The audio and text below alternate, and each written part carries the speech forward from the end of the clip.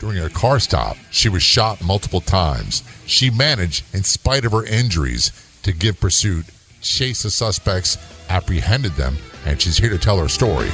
Welcome to the Law Enforcement Talk Radio Show. In the Law Enforcement Talk Radio Show, we are joined by special guests talking about their experiences, the realities of investigating crimes, plus those who have experienced horrendous trauma. Police, first responders, military, and victims of crime share their stories. Hi, I'm John J. Wiley. In addition to being a broadcaster, I'm also a retired police sergeant. Be sure to check out our website, letradio.com, and also like us on Facebook. Search for the Law Enforcement Talk Radio Show.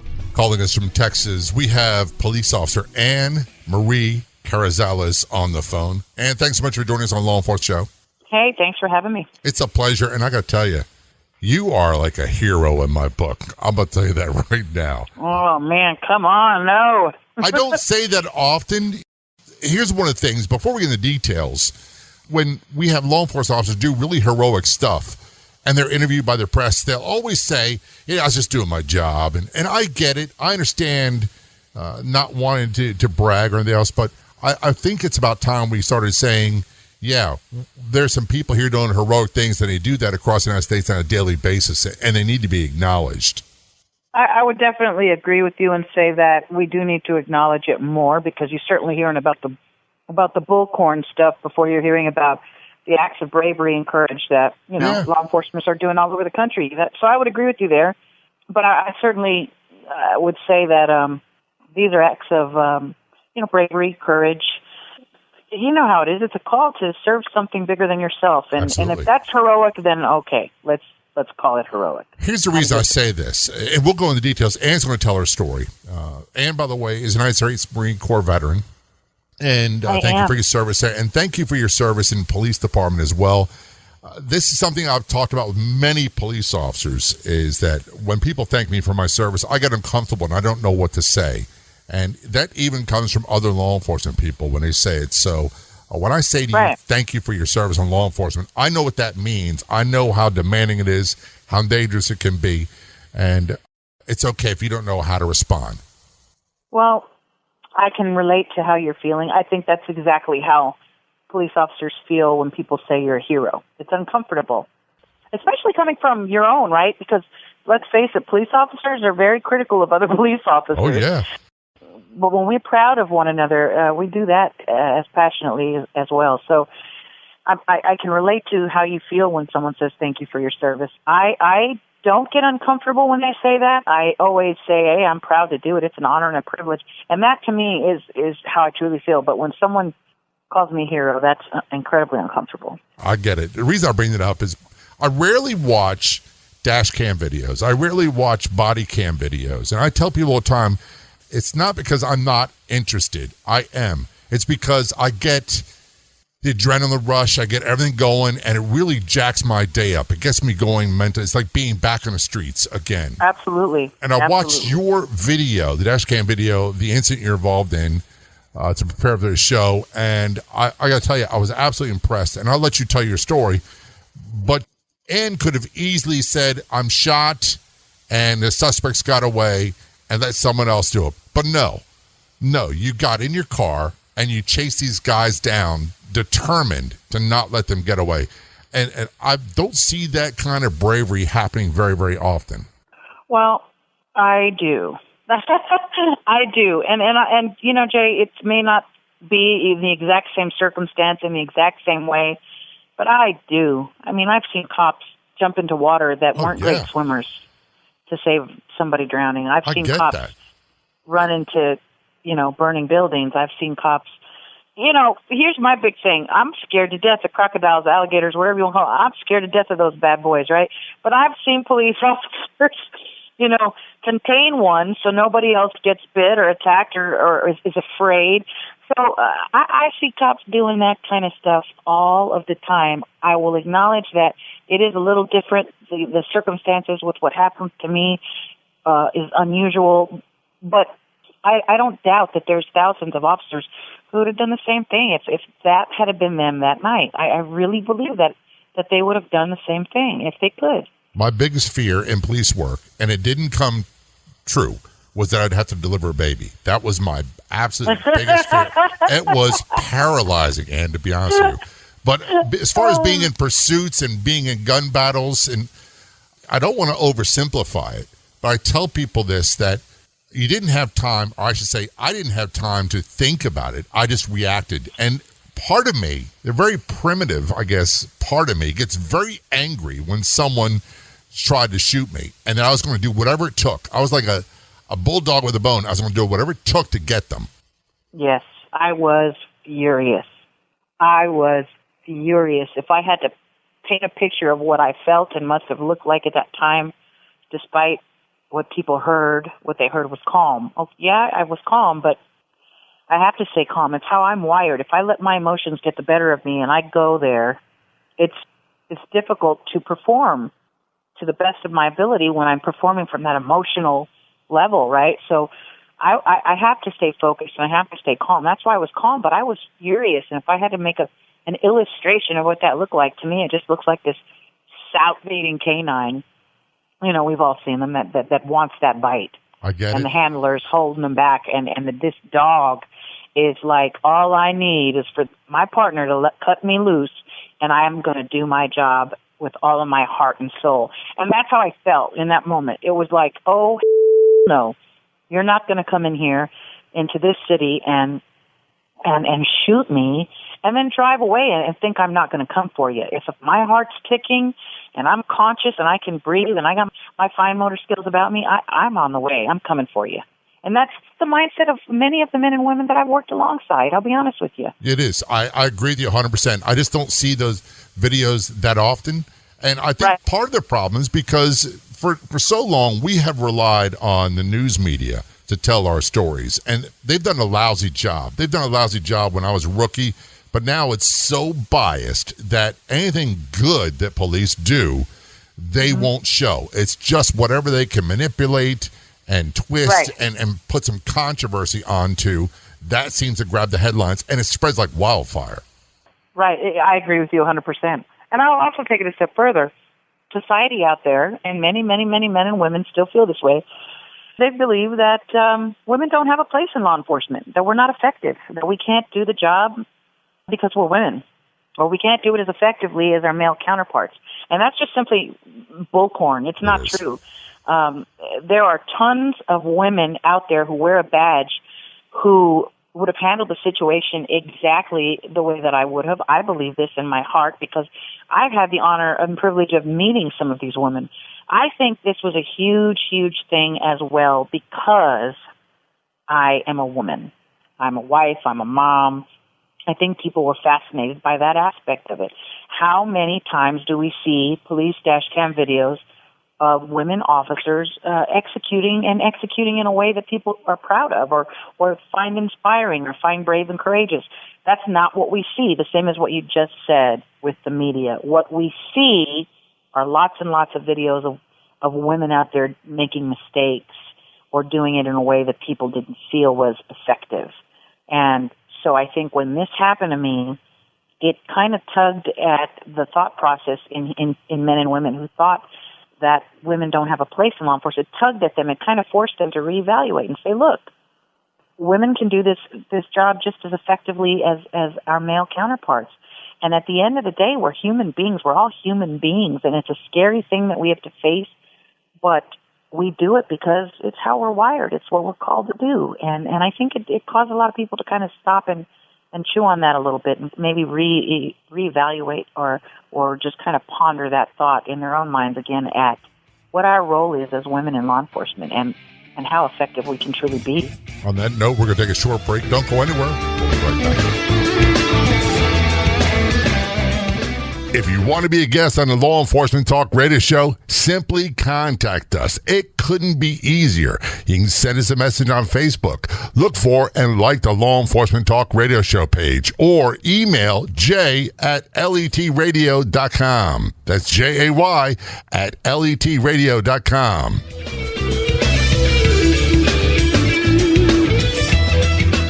We're all over social media. We're on Twitter. Follow us at LET Radio Show Podcast. And on Instagram, look for LET Radio Show Podcast. Of course, don't forget our website, LETradioshow.com. That's LETradioshow.com. Back to our conversation with police officer Anne Marie Carrizales, calling us from Texas. In October 2013, she had a car stop, and it turned south quickly, and she was shot multiple times, including once in the face, gave chase, pursued the suspects for a long period of time despite her injuries, and wound up apprehending them. Phenomenal police work.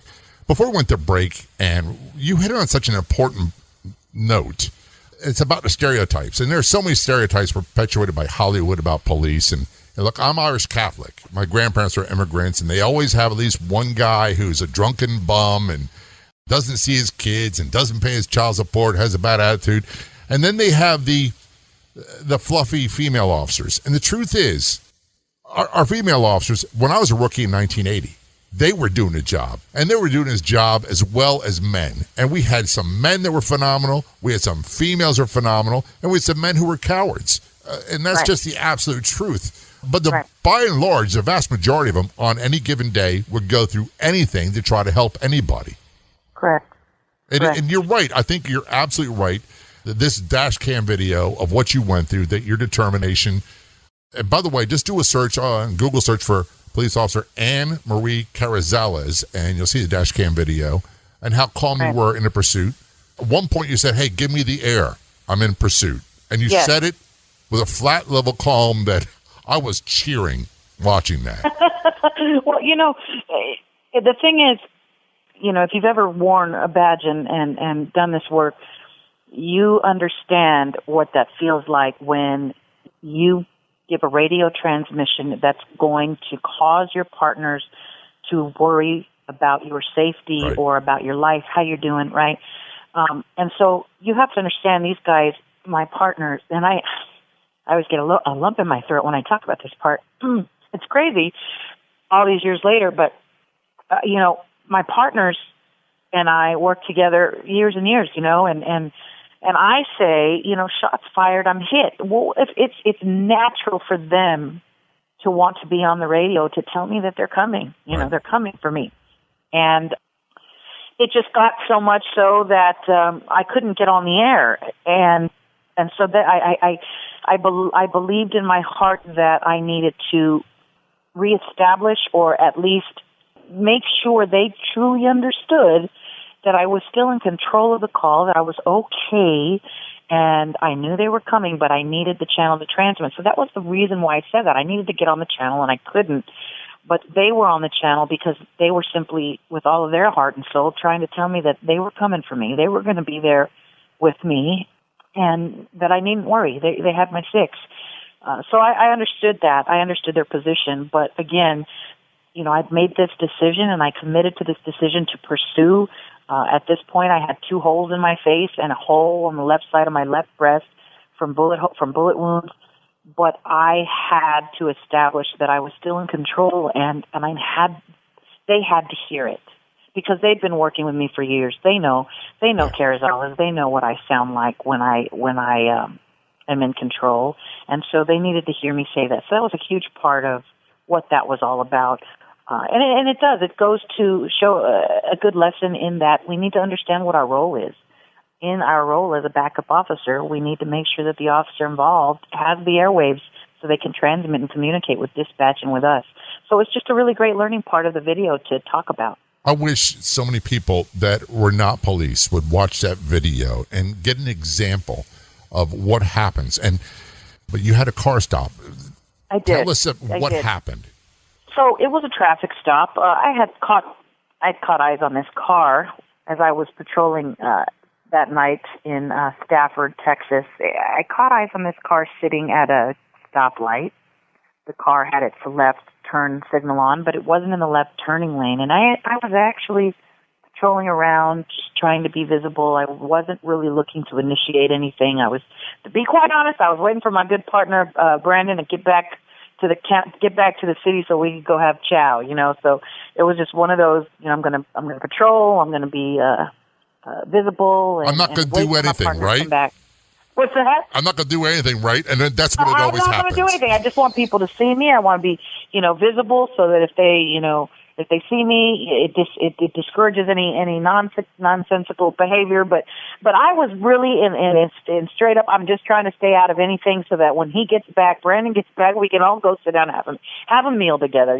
That was my thought process. But something caught my eye about the car, and eventually I observed traffic violations and just downright suspicious behavior that caused me to make contact with the car. So I initiated the traffic stop based off of that.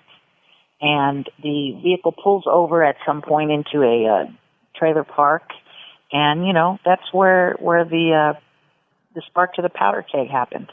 Right, and what happens? It happens very fast. Driveway. Very fast. They say that all the time. You hear people in training, and as a cop, you go through training. You hear them say what? It happens in seconds. And I always say, that's bullcorn. It happens in less than seconds. It's faster than that. But I made the traffic stop. I made contact. There was red flags and pre-attack indicators. We can talk that all day long. But at the end of the day, with one set of eyes, you're only going to pick up some. Even you could be the most observant police officer on your game, and you're still not going to pick it all up. You only have one set of eyes. And I picked up some things where I knew something was brewing. I just didn't quite know what that was at the time. And if you're like me, you have these things that make the alarm bells go off in your head, but it doesn't mean you pull out your gun and you do like a felony car stop every time. You just can't do that. Correct. So You're like playing along, see what happens, and at some point you walked up to the car, and then what happened? Well, I initially intended on making a passenger stop, and you can actually see me on the dash cam video shift my dash cam slightly to the right. You see me do that because I anticipated the approach being a passenger approach. And when I got out of my patrol car, I stood there and I observed for several seconds, as I often do, and something told me, I'm not going to claim some fancy tactical reason why I opted against the passenger approach. I honestly just didn't like the way it looked. I didn't like the way it felt. It didn't feel good. I had my gut telling me, don't go that way. Don't do that. Don't do it. Make the driver's side approach. And so that's what I did. And, luckily I did do that because of all of the red flags that I was picking up from the driver and the passenger that was sitting behind the driver in the back seat. All of the red flags I was picking up there. And tactically, I felt like I was in a very good position where I was standing. I took position just behind the rear passenger window. And I'm going to use those layman's terms for everybody to understand. But if I approached the car, I stopped behind the rear passenger behind the driver. So I actually never made it up to the driver's side window. And there's a reason I did that. It was basically because, one, I hadn't noticed the rear passenger behind the driver, and I only noticed the driver and the front passenger. So when I saw there was a third person in the car, I opted to stop there. I didn't want to move up to the driver window, giving my gun side and part of my backside to that rear passenger. So I stood where I stood. And it was a blessing because listening to my instincts made it more difficult for the front seat passenger, who was the actual person who shot me, to whip around in his seat there and come into the back seat with his weapon and start shooting me. On that note, we're going to take a short break. We are talking with police officer Anne-Marie Carrizales. Car stop, shot multiple times, gave chase, and got the bad guys. Remember to check out our website for news articles, past episodes of the podcast, and much more. That's letradioshow.com. Don't go anywhere.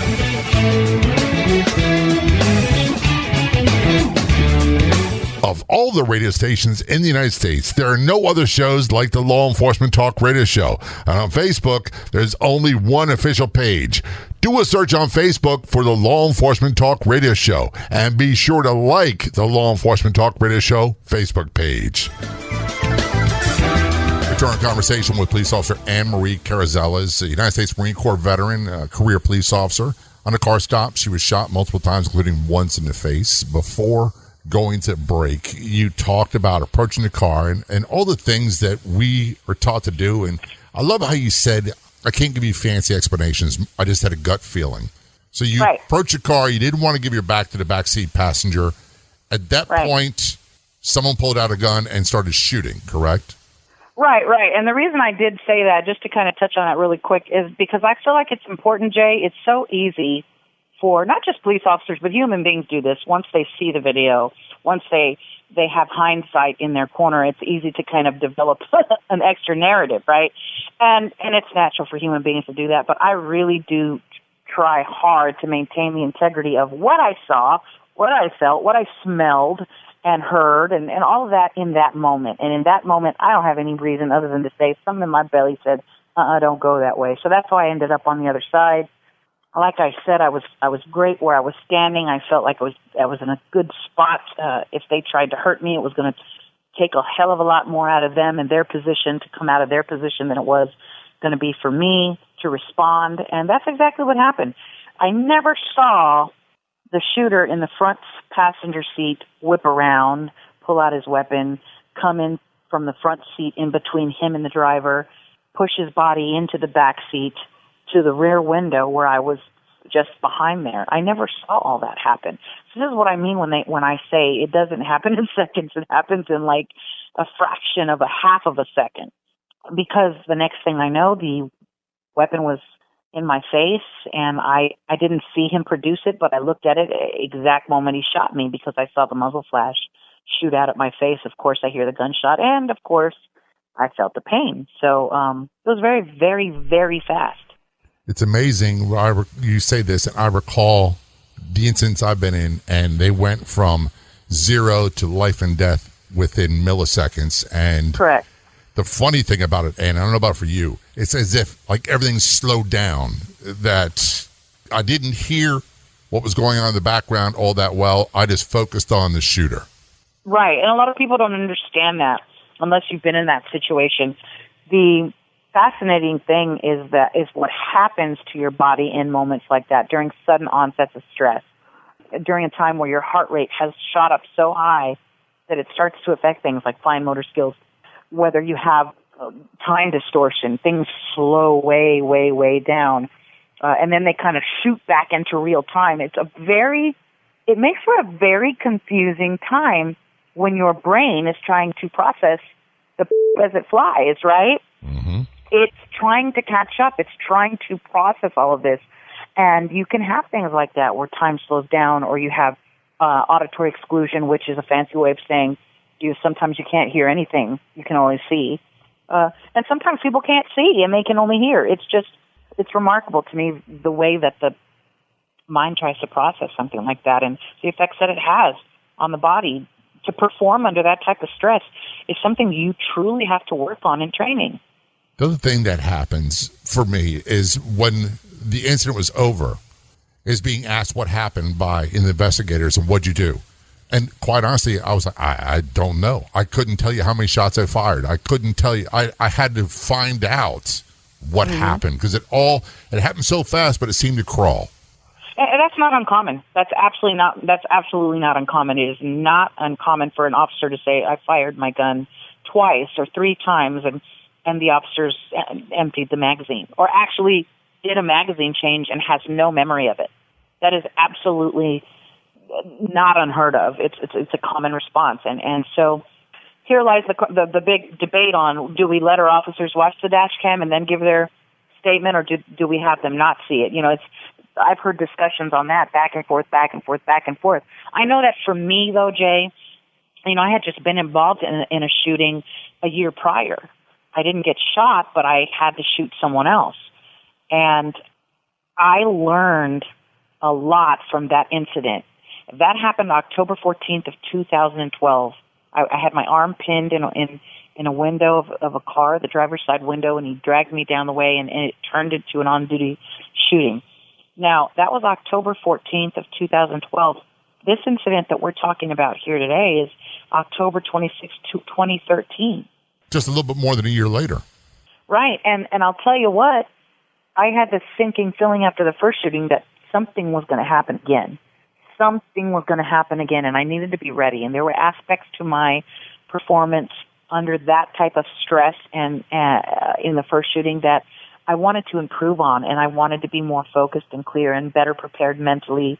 And so I did a lot of preparation in that year, and I felt the difference because the second shooting that we're discussing now, I had so much incredible clarity on details and what I saw, what I remembered. I knew exactly how many shots I fired. I remembered exactly how many steps I took when the second shot hits my left breast. It knocks me back.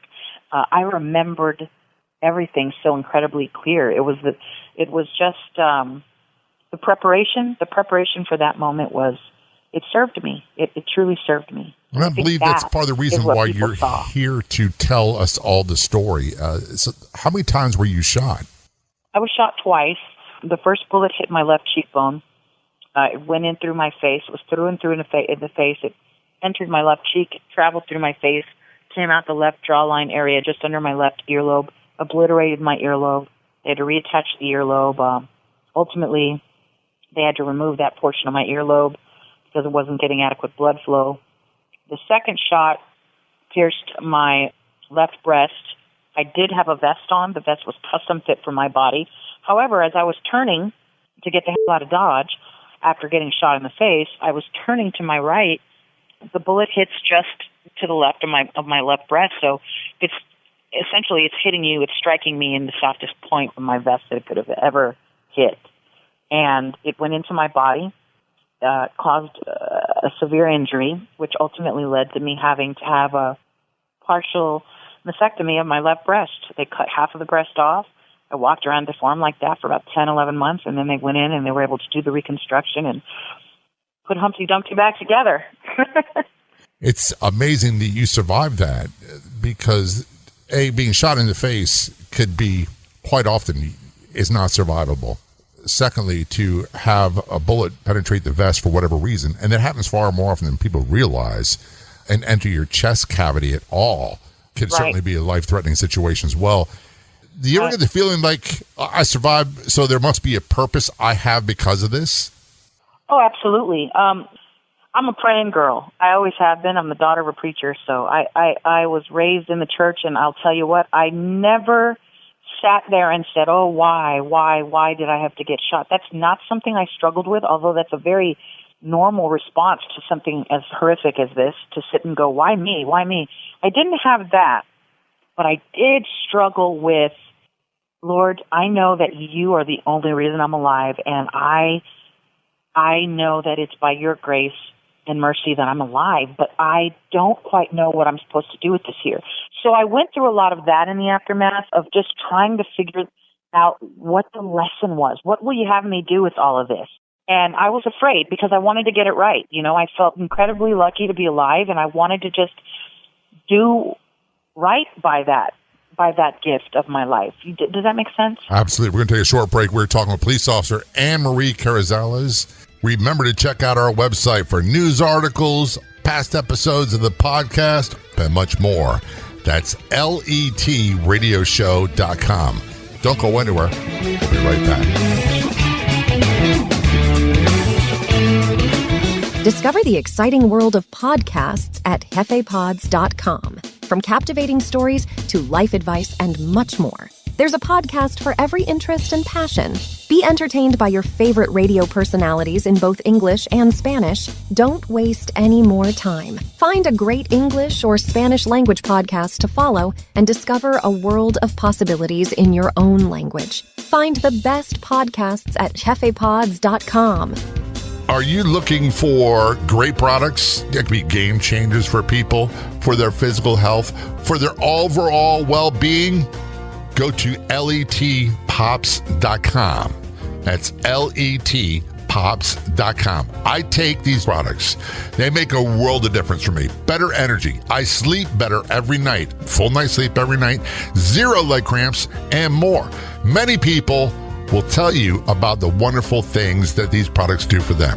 Plus, it can be a phenomenal business opportunity. You can help people improve their lives, and for a very small fee, get a complete back end, complete website, 0 inventory, no shipping, none of that stuff. Get full details on our website, letpops.com. That is letpops.com.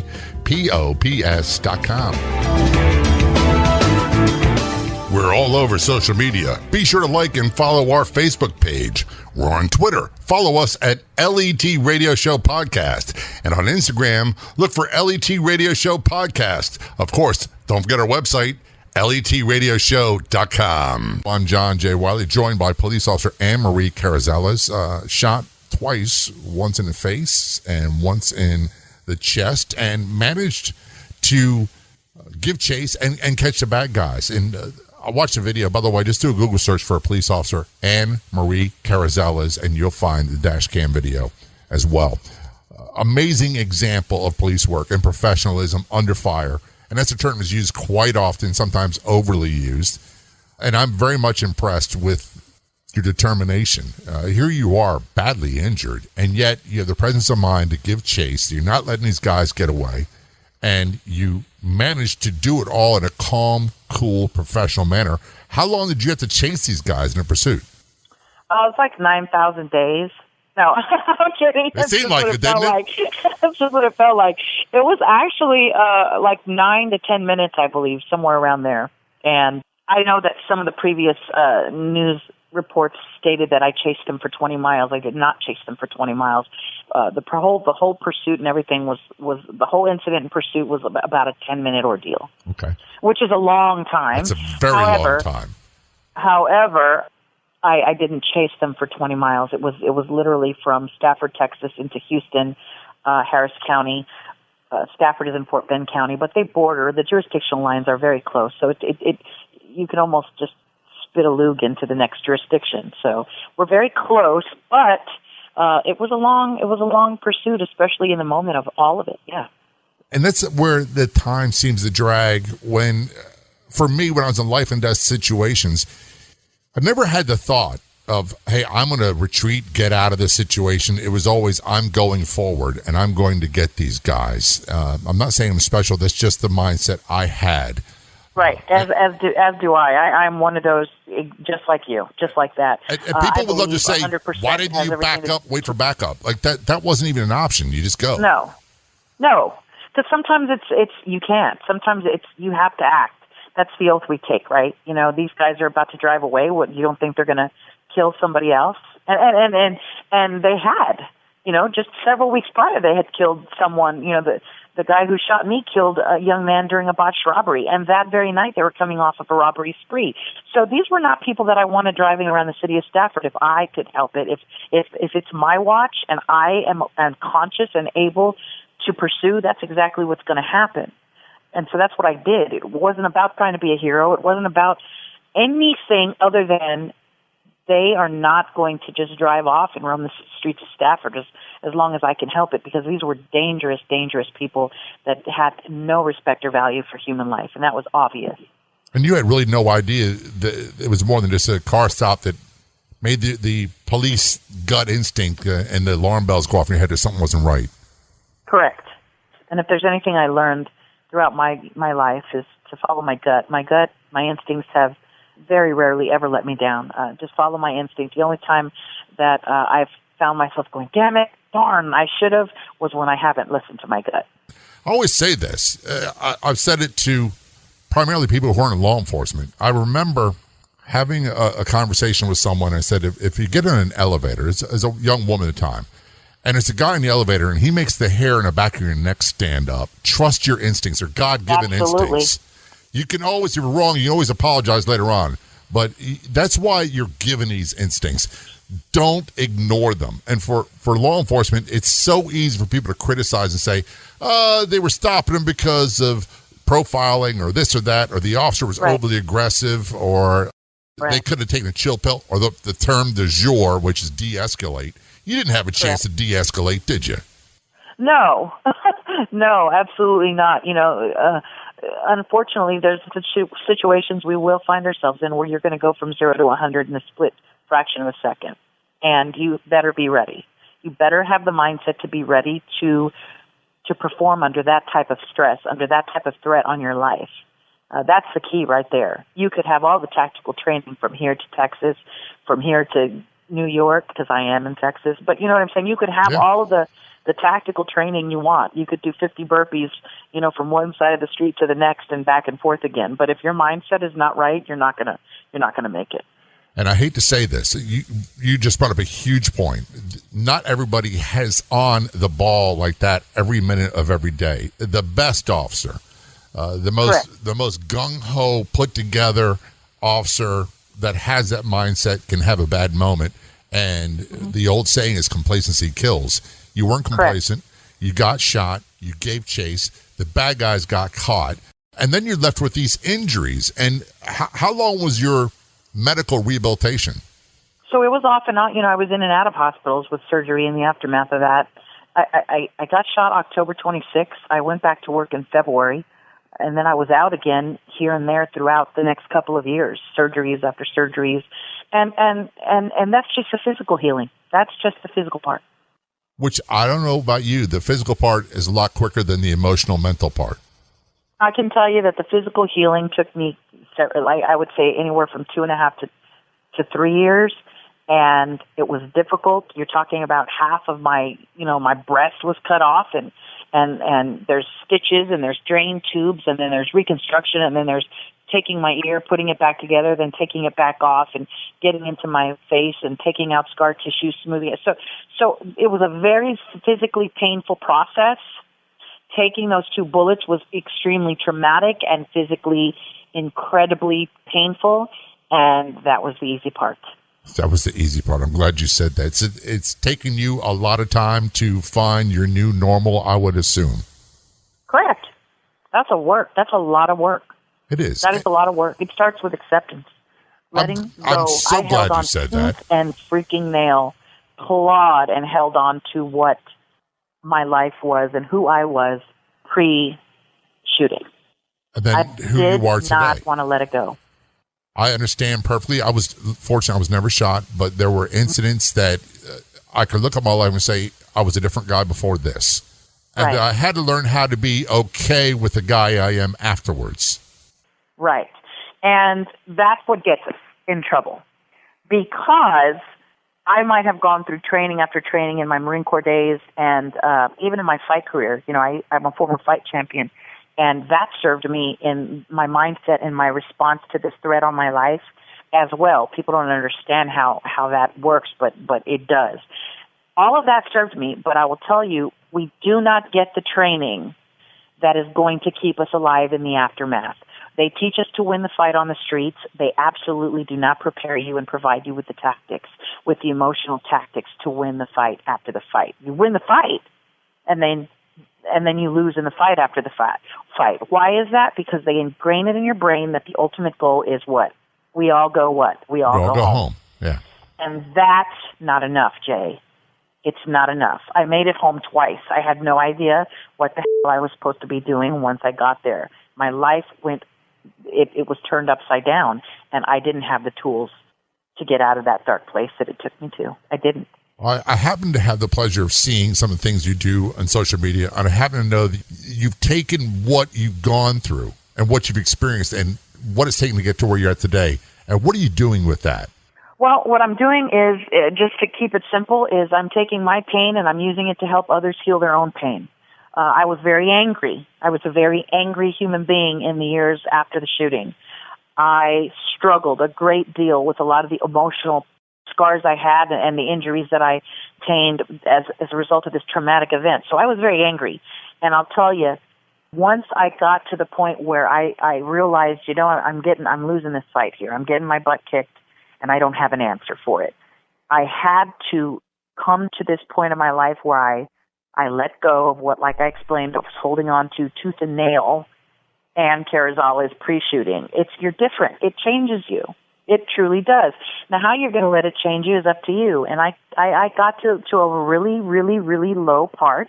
My marriage was a mess. My children were a mess. And I was in a very dark, dark place. And I had no idea what to do. But it wasn't until I found my why. And I think that's super important that we find our why. It's not always the super obvious choice that people may think.